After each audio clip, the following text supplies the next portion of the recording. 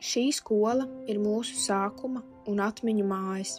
Tās sienās paliks smiekli, dažreiz klusums un sapņi, kas reiz šķita tik sveši, bet tagad tepat blakus. Gadi aizritēja kā lapas puses, katra ar savu stāstu, kļūdām un arī uzvarām. Mēs kādā dienā ienācām šeit kā bērni, ar nepiepildāmiem sapņiem un iesim prom kā pieaugušie, nesot sevī gudrību, drosmi un pacietību. Paldies skolai par ceļu, kas ir kā maza daļa no lielākiem sapņiem. Paldies skolotājiem par ticību, kad paši šaubījāmies par sevi. Šī ir mūsu skolas atmiņu grāmata, rakstīta nevis ar vārdiem, bet ar sirds siltām sajūtām. Daudz laimes skolai dzimšanas dienā!